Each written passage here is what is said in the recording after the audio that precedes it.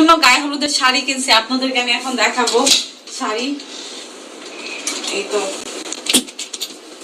বিয়ের জন্য হলুদের শাড়ি কিনলাম, কেমন হয়েছে সবাই কমেন্ট করে জানাবেন।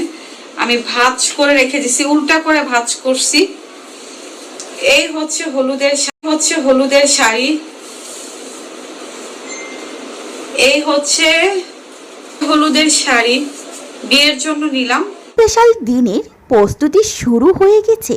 আজ আমরা দেখব নওশিনের বিয়ের স্পেশাল গায়ে হলুদের শাড়িটি ঐতিহ্যবাহী হলুদ নাকি আনকমন অন্য কোনো কালার।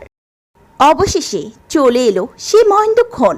নওশিনের জীবনে সব দীর্ঘ 4 বছরের একাকিত্ব জীবনের দূর করে এবার বিয়ের সিদ্ধান্ত নেন নওশিন।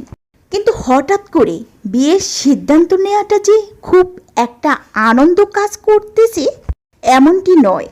আমি নিজে থেকে বিয়ে করছি কিংবা আমার বিয়ে নিয়ে খুব আনন্দ কাজ করছে, ব্যাপারটা মোটো এমনটি নয়। অনেকে আমাকে নিয়ে খোঁচা মারছেন।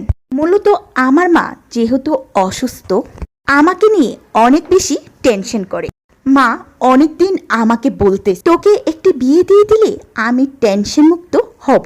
তো মূলত মা অসুস্থ থাকার জন্য এই ডিসিশনটা নেয়া। আর একাকিত্ব জীবন তো পার করলাম, প্রায় 4 বছর হয়ে গেল।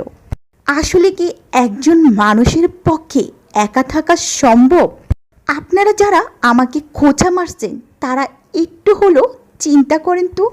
আমার জায়গা হলে আপনারা কি এতদিন 4 বছর বাপ মা, এখানে আপনার মা যদি অসুস্থ থাকে, ভাইদের উপরে ভরসা হন, তাহলে আপনারা কি করতেন আমার জায়গা হলে? তবে আমি বিয়ের জন্য কিছুদিন সময় নিয়েছি, কারণ একজন মানুষকে হুটহাট করে বিয়ে করা যায় না। কারণ নিলয় এখনো আমার হৃদয়ে রয়েছে। নিলয়কে ছাড়া আমি অন্য কিছু কল্পনা করতে পারি না। নিলয়কে আজও আমি অনেক ভালোবাসি। শুধুমাত্র নিলয়ের জন্য আমি সারা জীবন অপেক্ষা করে একাকিত্ব থাকতে চেয়েছিলাম, কিন্তু সমাজ এবং পরিবারের জন্য আর পারলাম না। অবশেষে বিয়ের সিদ্ধান্ত নিয়ে ফেললাম। তো ভিউয়ার্স, নওশিনের এই কথাগুলো শুনে আপনাদের কেমন অনুভূতি হলো অবশ্যই ভিডিওটি নিচে কমেন্ট সেকশনে জানাতে ভুলবেন না।